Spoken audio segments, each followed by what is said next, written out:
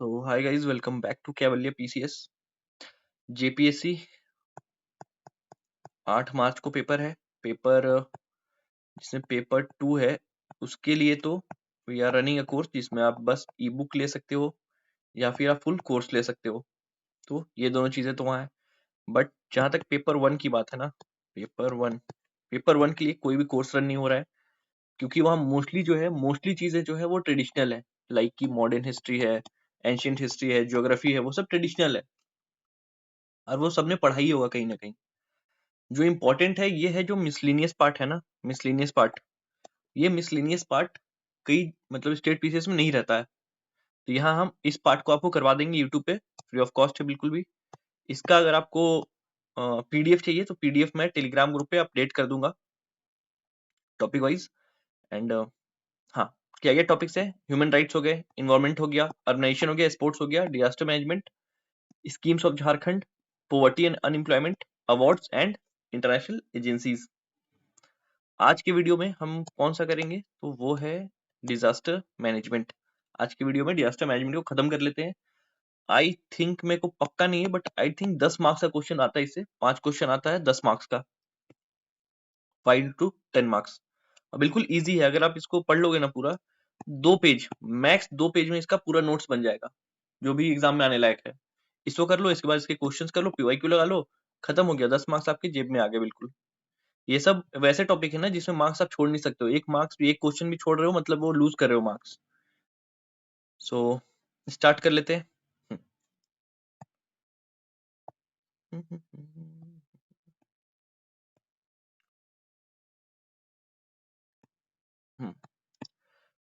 तो disaster management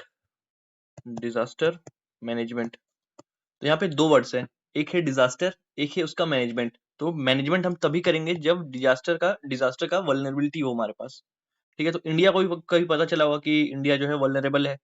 तो वो जो एक मैपिंग हुई उसमें पता चला इंडिया 58.6% वल्नरेबल है। जो एरिया है इंडिया का अर्थक्वेक से वल्नरेबल है। 12% to 15% एरिया जो है वो फ्लड से वल्नरेबल है। इन सारी, जब इंडिया वल्नरेबल है तो इसके लिए क्या करना होगा हमें? पॉलिसी मेकर्स ने सोचा है इसके लिए क्या करना होगा कि एक कॉम्प्रिहेंसिव पॉलिसी बनानी होगी जिसके अंडर में हम मैनेजमेंट करेंगे कि कैसे कैसे ये चीजें बढ़नी चाहिए। और उसी के साथ जन्म होता है डिजास्टर मैनेजमेंट एक्ट का। डिजास्टर मैनेजमेंट एक्ट का अब डिजास्टर मैनेजमेंट एक्ट आएगा कब? बनने में समय लगा होगा, कोई तो डेट होगा ना जब जिस दिन वो इनेक्ट हुआ होगा। वो डेट है, डिजास्टर मैनेजमेंट एक्ट की डेट है 25 दिसंबर 2005। एक पीवाईक्यू यहाँ मिल गया आपको, एक क्या 2 पीवाईक्यू यहाँ मिल गए। कितना डेट है? 25 दिसंबर 2005 को इनेक्ट हुआ। अब डिजास्टर मैनेजमेंट एक्ट है, इसका मतलब मैकेनिज्म होगा कुछ। तो 3 टियर पे काम बना, मेजरली 3 टियर पे काम बना। एक होगा सेंट्रल, मतलब नेशनल टियर होगा, स्टेट होगा एंड डिस्ट्रिक्ट होगा। कम से कम, तो इसके आगे भी होता है बट मेजर इतना तो कम से कम है। ठीक है, तो यही बात हो गई। ये अभी हम बेसिक एक भूमिका बांध रहे हैं, इसके बाद ऐसे टाइप से पढ़ लेंगे। 3 टियर है, तो अगर कोई पूछे कि कितना टियर, तो 3 tier, national, state and district. इसके बाद जो डिजास्टर मैनेजमेंट है वो मैनेजमेंट भी किसी तरीके से होता होगा। ऐसा तो नहीं है ना कि फ्लड आ गया तो अभी हम घर से नाव लेके निकल रहे हैं, जो डिजास्टर मैनेजमेंट की टीम है वो नाव लेके निकल रही है, ऐसा नहीं होता है। तैयारी हमेशा चलती है। तैयारी कैसे चलती है? प्री डिजास्टर, प्रेजेंट मान ले, 3 पी से अगर हमको निमोनिक बनाना है तो, and pre, present and post disaster. अब कोई बता सकता है कि प्री, प्रेजेंट एंड पोस्ट में क्या क्या तैयारियां होती होगी? लाइक प्री डिजास्टर है, इसमें क्या तैयारियां होती होगी? एग्जाम्पल हम लेते हैं फ्लड या फिर फ्लैश फ्लड का। फ्लैश फ्लड ले लेते हैं, काफी अभी न्यूज में फ्लैश फ्लड ले लेते हैं। तो हम प्री में क्या करेंगे? जैसे उत्तराखंड वाला एरिया है ना जहाँ पे काफी फ्लैश फ्लड्स आते हैं, तो प्री डिजास्टर में क्या करेंगे? क्योंकि हमें पता है कि एक जो सीजन है उसी टाइम पे ये होता है। उस टाइम में हम क्या करेंगे कि वहां पे क्या करेंगे, टूरिज्म को कम कर देंगे, वहां पे जो लाइफ का लॉस कम हो। दूसरा क्या करेंगे, वहां के जो नाला होगा ना वो सबको काफी अच्छे से क्लीन करेंगे, जो पानी जो है एक्यूमुलेट ना हो और जल्दी जल्दी निकल जाए। तो क्लीनिंग होगा, पूरा सीवर लाइन का क्लीनिंग हो जाएगा। ठीक है। तीसरा क्या करेंगे, जो मोस्ट अफेक्टेड एरियाज है, जहां पानी भरना ही भरना है, वहां से क्या करेंगे, लोगों को इवैक्यूएट करेंगे। ये सब क्या हुआ, ये सब हुआ प्री डिजास्टर, डिजास्टर के पहले ही हमने कुछ तैयारियां कर ली। ठीक है, जो छोटे छोटे बांध होंगे जो पानी को नेविगेट करेंगे, कैनाल्स होंगे, उसको भी ठीक बना लेंगे, जो पानी तुरंत से शहर से बाहर निकल जाए। एक हो गया प्री। अब प्रेजेंट क्या है, प्रेजेंट डिजास्टर में क्या होता है, रिलीफ, कैसे रिलीफ पहुंचाना है लोगों को। हमेशा एक टीम तैयार होनी चाहिए, जिससे डिजास्टर आया इवैक्यूएशन करना है, उसके बाद फिर वहां पे सप्लाईज पहुंचानी है, मेडिकल एड पहुंचाना है। तो इस टाइम में मेडिकल एड हो गया, सप्लाईज हो गया, ये सब प्रेजेंट का बात है। उसके बाद आता है अब पोस्ट डिजास्टर। अब डिजास्टर खत्म हो गया, आपने उसका स्टडी करा होगा। हम भी जब एग्जाम देते हैं, एग्जाम हमारा नहीं निकलता, हम भी उसको स्टडी करते हैं ना, कि क्या कमियां रह गई थी इस एग्जाम में, कुछ सीखते हैं मुझसे, कि हो सकता है हमारा साइंस पार्ट वीक था, वरना हो जाता हमारा।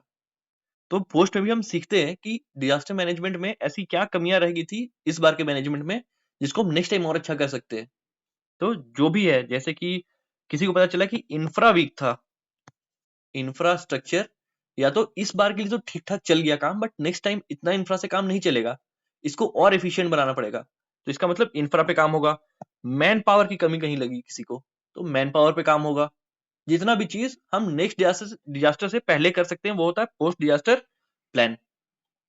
ठीक है, इतना चीज हो गया। एक और फुल फॉर्म है जो आपसे पूछता है, BBB कह लो या फिर 3B कह लो, इसका फुल फॉर्म पूछता है आपसे। इसका फुल फॉर्म होता है बिल्ट बैक बेटर। ठीक है, क्या फुल फॉर्म है, बिल्ड बैक बेटर। जो भी नुकसान हुआ, अब जैसा कि मान लो एक घर था, ऐसे पहाड़ी पे घर था, ठीक है, और फ्लड आया, ये घर बह गया, खत्म हो गया ये। अब वापस जब हम बनाएंगे तो वैसा ही थोड़ी बनाएंगे कि वो बह जाए वापस से। ध्यान रखा जाएगा क्या स्ट्रेंथ होनी चाहिए, कितना अंदर से उसका पिलर लेना चाहिए, कि क्या हो तुरंत से ये बहे नहीं, उसको सह ले। ठीक है, तो यही है बिल्ड बैक बेटर, कि बनाएंगे वापस और बढ़िया बनाएंगे, रेजिलियंट बनाएंगे। इतना चीज हो गया। नेक्स्ट हम आते हैं अपनी इंस्टीट्यूशंस पे। नेशनल लेवल पे कौन होगा, नेशनल लेवल पे होगा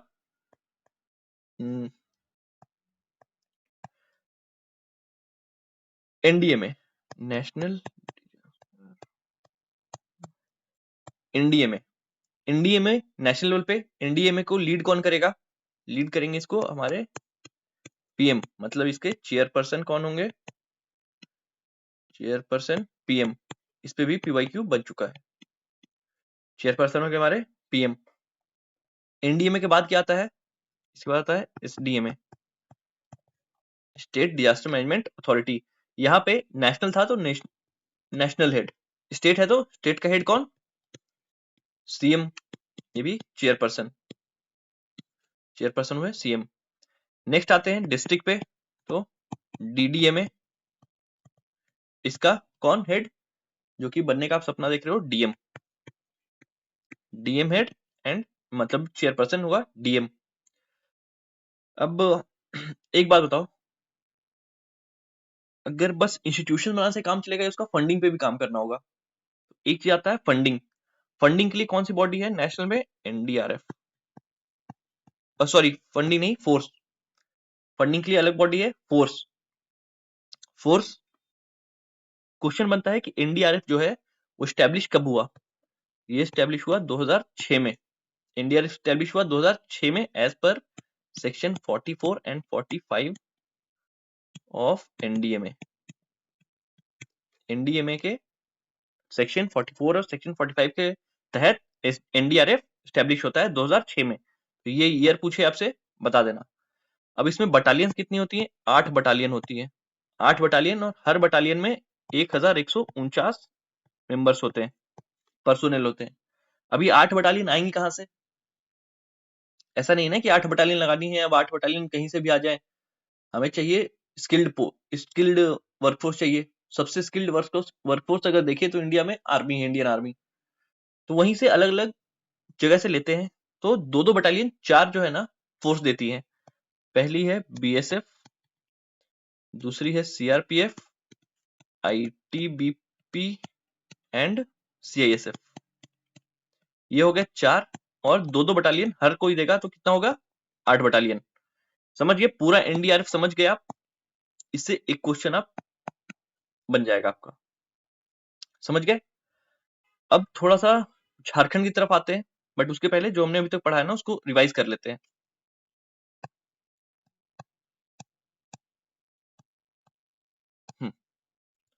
चलिए, सबसे पहले हमने क्या पढ़ा, डिजास्टर मैनेजमेंट। इसका क्या मतलब, आपदा प्रबंधन, आपदा को कैसे प्रबंधन करना है। पेरेंट लॉ क्या है इसमें, नेशनल डिजास्टर मैनेजमेंट एक्ट 2005, मतलब डिजास्टर मैनेजमेंट एक्ट 2005 कब आया था, ये 25 दिसंबर को आया था। ये चीज भी हमने देख लिया, साथ में रिकॉल करते चलो जो जो अभी आपने पढ़ा है। नोडल मिनिस्ट्री कौन सी है, किस मिनिस्ट्री के अंदर में है, तो ministry of home affairs, MHA, ministry of home affairs, मतलब जो शाह भाई हैं अपने। की बॉडीज क्या क्या होंगी, एनडीए में जिसको चेयर करेंगे prime minister, national executive committee जिसको चेयर कौन करेंगे, होम सेक्रेटरी, जो होम सेक्रेटरी है, एंड एनडीआरएफ जो कि रिस्पांस फोर्स है। इस रिस्पांस फोर्स में कितने बटालियन, 8 बटालियन। कौन कौन देगा, 4 बॉडीज हैं वो देंगी, BSF, CRPF, ITBP and CISF. And एक बटालियन में कितने पर्सनल होंगे, 1149 के आसपास। ठीक है, ये भी शॉर्ट हो गया अपना। सेक्शन पूछ सकता है कि किस एनडीएमए के किस सेक्शन से ये बना है एनडीआरएफ, तो सेक्शन 44 एंड 45 से इसको पावर मिलता है। स्टेट लेवल पे आते हैं, नेशनल लेवल की तो हमने सारी बात देख ली। स्टेट लेवल पे Jharkhand state disaster management authority JSDMA का फॉर्मेशन होता है, कब होता है, यहाँ पे एक चीज ऐड कर लो, जो जेएसडीएमए है ना वो 2008 में इसको बना लिया जाता है, बट इसको नोटिफाई करा जाता है 2010 में। तो अगर पूछे कि पहली बार ये कब ये बन के तैयार हो गया था, तैयार हो गया था ये 2008 में। वो होता है ना कि जैसे कॉन्स्टिट्यूशन में भी, constitution made and enforced, enforced enacted, तो वही इनेक्टेड वाला चीज है वो 28 मई 2010 है, बट मेड वाला अगर पूछे ना तो 2008 में ये बन गया था, आ गया था टेबल्स पे। ठीक है, तो आंसर, हाँ ठीक।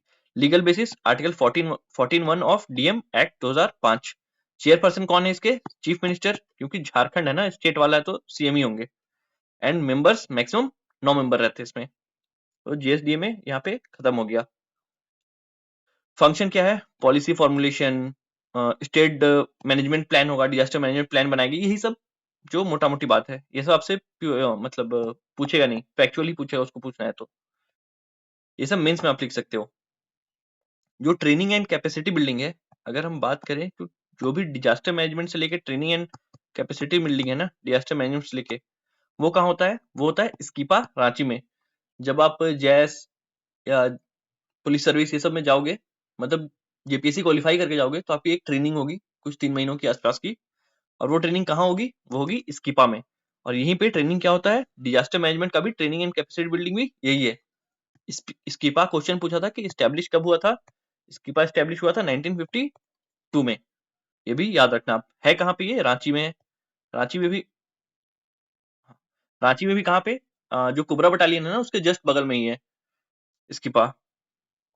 ठीक है, नेक्स्ट चलते हैं। फंक्शन वही फंक्शन है, training, response system, community awareness programme, यही सब, सबका यही सिस्टम रहता है।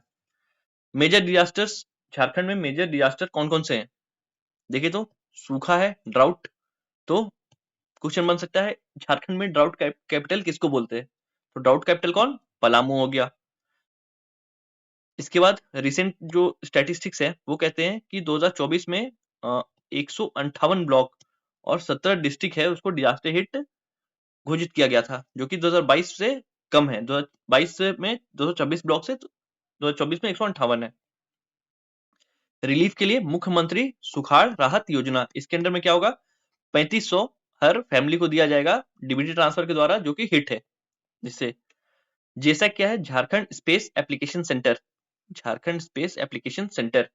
स्पेस जैसे ही हमने देखा हमें समझ में आ गया, कुछ सैटेलाइट वेटेलाइट की बात होगी, कुछ मॉनिटरिंग करेंगे, कुछ सैटेलाइट इमेजरी की बात होगी।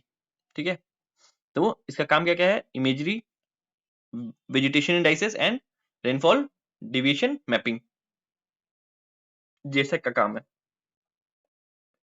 उसके बाद आते हैं लाइटनिंग।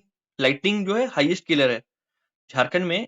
डिजास्टर मैनेजमेंट के कारण डिजास्टर के कारण सबसे ज्यादा जो मौतें होती हैं वो लाइटनिंग से ही होती है। एंड स्टेट स्पेसिफिक डिजास्टर्स को डिक्लेयर करा गया है, जैसे कि हमने पढ़ा था ना तेलंगाना में किसी चीज को स्टेट स्पेसिफिक डिजास्टर करा गया था घोषित, तो इंडिया में झारखंड में क्या है, लाइटनिंग है। 300 डेथ, ये सब तो ठीक है। इसके लिए ऐप है, आपसे क्वेश्चन बन सकता है कि दामनी ऐप किससे रिलेटेड है, फ्लड, लाइटनिंग, अर्थक्वेक, किसे, तो अपने को क्या बताना है, लाइटनिंग से रिलेटेड है। ये क्या होता है, lightning alert 30 to 45 minutes prior. अभी तो ऐसा भी हो गया ना कि फोन पे डायरेक्टली मैसेज आता है कि इस एरिया में आंधी तूफान आने वाला है, फोन पे आपको मैसेज आता होगा गवर्नमेंट की तरफ से, ठीक है। कंपनसेशन क्या है, अगर डेथ होता है तो 4 लाख, इंजरी होता है तो 4300 से 2 लाख तक का कॉम्पेंसेशन है। ह्यूमन एलिफेंट कॉन्फ्लिक्ट, इसमें क्या है, ये भी स्टेट स्पेसिफिक डिजास्टर है। अगर आपसे क्वेश्चन बने कि इनमें से कौन कौन जो है वो स्टेट स्पेसिफिक डिजास्टर है, flood, earthquake, human elephant conflict and lightning, Jharkhand के बेसिस पे, तो आप क्या क्या करोगे, human elephant conflict and lightning, ठीक है। एलिफेंट हॉटस्पॉट कहाँ पे है, रांची, हजारीबाग, गुमला, वेस्ट सिंहभूम एंड सिमडेगा।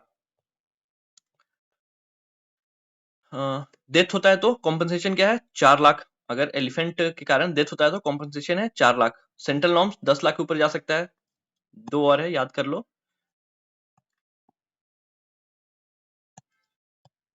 अगर इंजर्ड होता है इंसान तो कितना, 1 से 2 लाख। इंजरी पे है 1 से 2 लाख। एंड सॉरी, इंजरी पे है 15,000 से 1 लाख। एंड अगर आप डिसेबल हो जाते हो, डिसेबिलिटी हो जाती है, तो है 2 लाख जो कंपनसेशन है।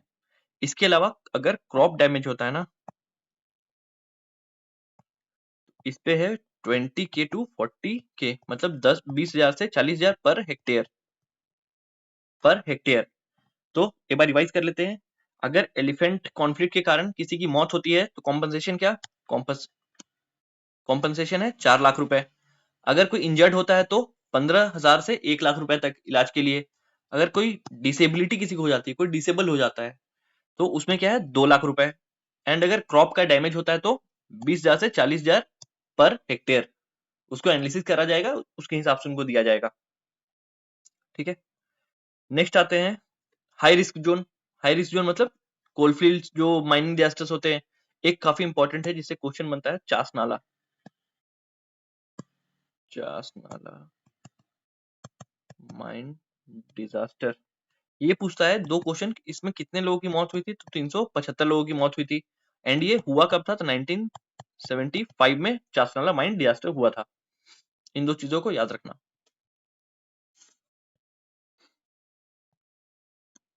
नेक्स्ट आते हैं हाँ, DGMS, directorate general of mine safety, ये कहाँ पे है, ये है धनबाद में। तो इस पे भी क्वेश्चन बन सकता है कि ये कहाँ पे है, तो धनबाद में। फ्लू एविएशन, बर्ड फ्लू अभी अभी भी झारखंड में चल रहा है कि जो क्रोज है ना, क्रोज एंड पिजन्स, उन वो मतलब मर रहे हैं, और उनको टेस्ट पॉजिटिव पाया गया उनको, जब उनको टेस्ट करा गया तो। नेक्स्ट आते हैं हम disaster state disaster response fund. जो फंड है उसमें कैसा होता है, 75% गवर्नमेंट, सेंट्रल गवर्नमेंट शेयर करती है जो फंडिंग है, एंड 25% स्टेट गवर्नमेंट करती है। हाँ, ये वाला याद रखना, स्टेट स्पेसिफिक नोटिफाइड डिजास्टर्स क्या क्या है, स्नेक बाइट है, बोट कैप्साइजिंग है, ड्राउनिंग है, इंडस्ट्रियल गैस लीकेज है, लाइटनिंग है, एलिफेंट अटैक है। तो इन 6 को आपको याद रखना है। वो क्वेश्चन में कुछ और करके दे देंगे, 1-2 और, बट स्टेट स्पेसिफिक इतना ही है झारखंड में। बस बाकी ये सब तो मेंस वाला है, ये सब तो नॉर्मल चीजें की चैलेंजेस, वे फॉरवर्ड, ये सब तो मेंस वाली चीज है। चलिए बात आते हैं रिवीजन में, एंड लास्ट में कुछ इंपॉर्टेंट फैक्ट्स और हैं जहां से क्वेश्चन बने, उनको भी मैं करवा दूंगा। पहली चीज, डिजास्टर मैनेजमेंट की इंस्टीट्यूशन कौन कौन से हैं, तो पहला है जेएसडीए में, Jharkhand state disaster management authority. कहाँ पे है, रांची में। 2008 में ये नोटिफाई हुआ एंड इनेक्ट कब हुआ? 2010 में इनेक्ट हुआ। ठीक है, नेक्स्ट आता है स्टेट एग्जीक्यूटिव कमिटी, जो कि है रांची में। इसका स्टैब्लिश कब हुआ? ये 2008 में स्टैब्लिश हुआ। ठीक है, पहले डिजास्टर मैनेजमेंट डिपार्टमेंट बनेगा 2004 में, याद रखना, तो ऐसे बता रहा हूँ मैं। 2004 में डिजास्टर मैनेजमेंट डिपार्टमेंट बनेगा, फिर स्टेट एग्जीक्यूटिव कमेटी बनेगी डिजास्टर के लिए, एंड इसके बाद जेएसडीएमए बनेगा 2008 मतलब 10 में। ठीक है, टेक्निकल मॉनिटरिंग के लिए कौन कौन से है? जेसैक है, स्पेस एप्लीकेशन सेंटर, कब हुआ? अक्टूबर 2003 में, और इसकी लोकेशन क्या है? रांची है। बाओ जो बिरसा एग्रीकल्चर यूनिवर्सिटी है, कांके की तरफ है, और ये फॉर्मेशन को वो 1981 में, ये आप यूनिवर्सिटीज वाला जो है ना आपका सिलेबस, उसमें ही पढ़ोगे इसको। एग्रीकल्चर रिसर्च एंड ऑल के लिए है। ये जो है ना ड्राउट मैपिंग भी करता है। ये मैं आगे पढ़ाऊंगा, इस पे क्वेश्चन आया हुआ है कि कौन सा जो इंस्टीट्यूट है वो क्या मैपिंग करता है। आईकार रिसर्च कॉम्प्लेक्स कहाँ पर है? रांची में है, और एग्रो क्लाइमेटिक रिसर्च करता है ये। नेक्स्ट आता है कृषि विज्ञान केंद्र। अब जो लास्ट बीपीएस जेपीएससी हुआ था ना, उसी में एक क्वेश्चन था, किस लेवल पे बनते हैं? तो किस पे? डिस्ट्रिक्ट लेवल पे। काफी लोगों ने काफी इस पे कहा था नहीं बनता है, हर डिस्ट्रिक्ट में नहीं है, बट नोटिफाइड क्या है कि हर डिस्ट्रिक्ट में होता है। ये जो नोटिफाइड है पेपर पे, वही आंसर है आपका। ठीक है, नेक्स्ट आते हैं climate and environmental knowledge institution. क्या क्या है? स्टेट क्लाइमेट चेंज सेल कहाँ पर है? रांची में है। जैपसीसी, जैसे नैपसीसी है ना नेशनल पे, वैसे ही है JAPCC, Jharkhand action plan for climate change. कहाँ पे मतलब हेडक्वार्टर इसका रांची में है, और ये प्लान पब्लिश कब हुआ? 2014 में पब्लिश हुआ। अम, ये काम क्या करता है? वल्नरेबिलिटी मैपिंग काम करता है। देन इम्पोर्टेंट है आपका ये जो डीवीसी सब है ना, ये यहाँ पे ज्यादा इंपॉर्टेंट नहीं है, इसको हम अलग से पढ़ेंगे डीवीसी सबको। ठीक है, ठीक है, तो यहाँ तक तो खत्म। सृजन एक इंपॉर्टेंट है, डिजास्टर सृजन का एक तो फुल फॉर्म याद रखना, डिजास्टर नॉलेज कम डेमोन्स्ट्रेशन सेंटर। कहाँ पे? झारखंड में। ठीक है, इसका काम क्या है? सृजन का काम क्या है? सृजन जो है ये भी ट्रेनिंग का ही काम है इनका। ठीक है, नेक्स्ट आते हैं कुछ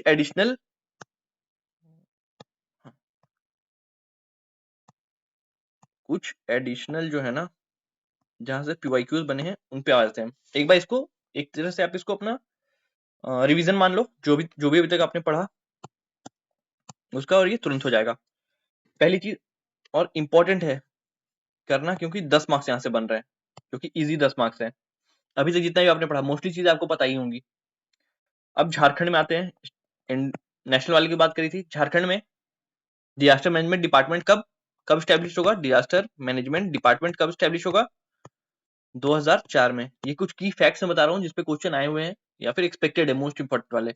2004 में अक्टूबर में।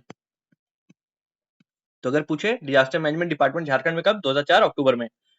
जेएसडीएमए कब? जेएसडीएमए कब? 28 मई 2010 को, थ्रू सेक्शन 14 ऑफ एनडीएमए। ठीक है, इसके बाद आता है state executive committee. State executive committee का इसको कौन हेड करेगा? जैसे नेशनल वाले में कौन करता है? Home secretary. तो यहाँ क्या करेगा? Chief secretary. चीफ सेक्रेटरी इसको हेड करेंगे, मतलब, और चीफ सेक्रेटरी किसका? झारखंड का ही ऑब्वियसली। नेक्स्ट आते हैं हम department of disaster management. Department of disaster management 2004। अगर हम बात करें एसडीआरएफ की, सॉरी एसडीआरएफ नहीं, एसडीएमए की, यहाँ मैं फंड की बात कर रहा हूँ।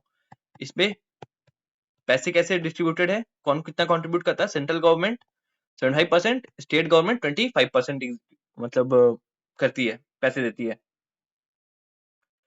अगर मैं पूछूं आपसे स्टेट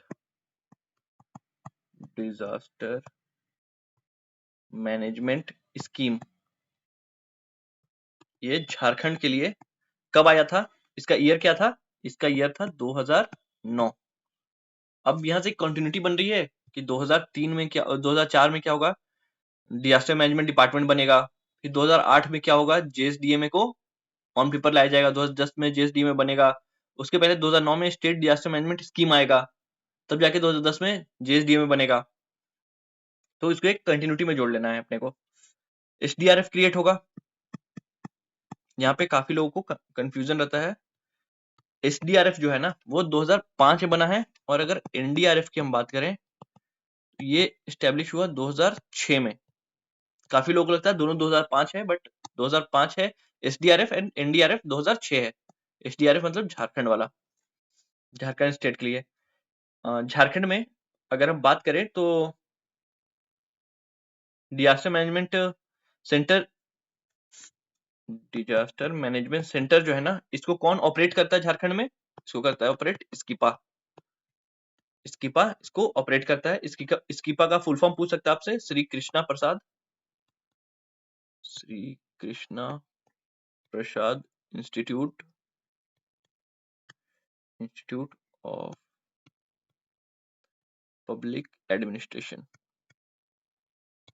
ठीक है। 1952 तो मैंने बता ही दिया था आपको, 1952 में ये होता है। एक और इंपॉर्टेंट फैक्ट याद रखना, स्कूल सुरक्षा प्रोग्राम। ये झारखंड में स्कूल सुरक्षा प्रोग्राम स्टार्ट कब हुआ था? 2015 में हुआ था। किसके द्वारा? NIDM, national institute of disaster management. ये जो फैक्ट्स है ना, मोस्ट इंपॉर्टेंट फैक्ट है जो मैं यहाँ आपको बता रहा हूँ, झारखंड से रिलेटेड, झारखंड डिजास्टर मैनेजमेंट से रिलेटेड। इनको तो एकदम याद करके चले जाना। नेक्स्ट आता है, अगर हम बात करें कि अलग अलग इंस्टीट्यूशन को मैंने बताया था ना कि अलग अलग फंक्शन दिया गया है, तो यहाँ इंस्टीट्यूट का नाम लिख लेते हैं, यहाँ फंक्शन का नाम लिख लेते हैं। यहाँ से भी क्वेश्चन बनता है। मेकॉन, जो मेकॉन है ना, उसको क्या दिया गया है? Disaster risk management. Disaster risk management का फंक्शन किसका है? मेकॉन का।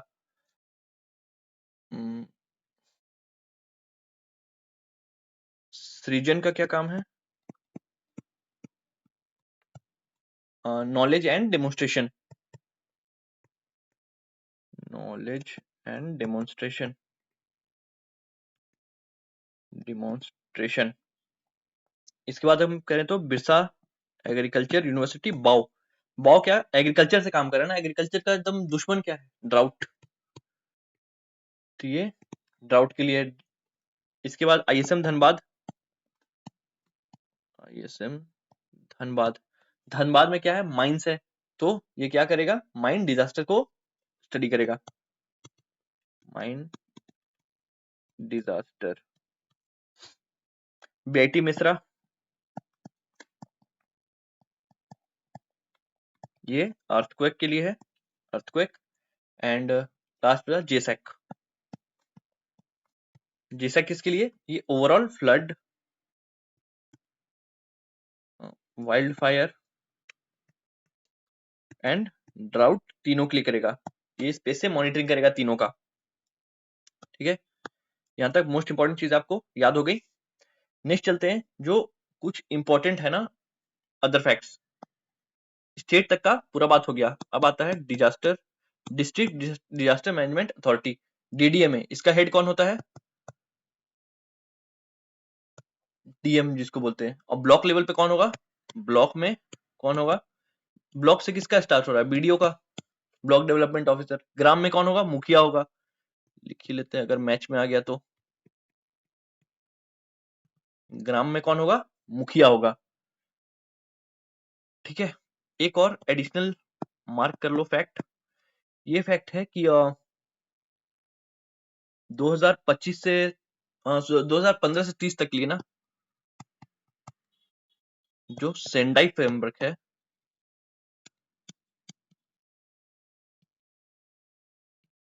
सेंडाई फ्रेमवर्क है जो कि डिजास्टर मैनेजमेंट के लिए इंटरनेशनल जो कॉन्फ्रेंस होता है ना, उसमें अलग अलग फ्रेमवर्क्स होते हैं। 2015 से 30 तक के लिए जो फ्रेमवर्क है उसका नाम है सेंडाई फ्रेमवर्क। तो आपसे MCQ बना के वो पूछ सकता है। ये पूछेगा कि ये जो सेंडाई फ्रेमवर्क है वो कहाँ पे अडॉप्ट करा गया, तो आपको बताना है third world conference on disaster management. Sendai framework याद है क्योंकि वो जगह सेंडाई ही था। ठीक है, 7 टारगेट्स लिए गए थे, 7 टारगेट्स लिए गए थे इसमें। ठीक है, अब देखते हैं झारखंड वल्नरेबिलिटी, झारखंड कितना वल्नरेबल है अलग अलग डिजास्टर्स को लेकर के। सबसे पहला आ जाएगा अर्थक्वेक। झारखंड में अर्थक्वेक के 3 जोन्स है, जो एरिया है वो 3 जोन्स में है। जोन 2, जोन 2 में कितने डिस्ट्रिक्ट? 7 डिस्ट्रिक्ट। जोन 3 में कितने डिस्ट्रिक्ट? 15 डिस्ट्रिक्ट। एंड जोन 4 सबसे इंपॉर्टेंट और सबसे खतरनाक, इसमें 2 है। पूछना होगा तो या तो आपसे नंबर्स पूछेगा, 2 में याद रखना 7, 3 में 15 और 4 में 2। नाम पूछना हो तो इनका नाम पूछेगा, साहिबगंज एंड गोड्डा। साहिबगंज एंड गोड्डा, इसको याद रखना। ड्राउट से ऑल 24 डिस्ट्रिक्ट्स जो हैं वो अफेक्टेड है। फ्लड से बात करें तो फ्लड से अराउंड 11 डिस्ट्रिक्ट को बोलते हैं हम अफेक्टेड है। एंड मोस्ट अफेक्टेड कौन है? East Singhbhum. East Singhbhum most affected है। फॉरेस्ट फायर को अगर ले, फॉरेस्ट फायर से भी 9 डिस्ट्रिक्ट अफेक्टेड है। एंड मोस्ट अफेक्टेड जो अभी हमारा फॉरेस्ट रिपोर्ट भी आया है उसमें भी ये वेस्ट सिंहभूम। अर्थक्वेक से तो बता दिया हमने, सारे है। फ्लैश फ्लड से जमशेदपुर, सरायकेला एंड रांची, ये 3 डिस्ट्रिक्ट मोस्ट अफेक्टेड है। ठीक है। और कुछ देखे तो ड्राउट में एक और चीज देखने को, ड्राउट जो है ना, ड्राउट मतलब 3 टाइप का होता है। एक है लेस देन 25%, नॉर्मल से 25% कम रेनफॉल हुआ, इसको हम क्या बोलेंगे? नॉर्मल ड्राउट आ गया मतलब उस ईयर।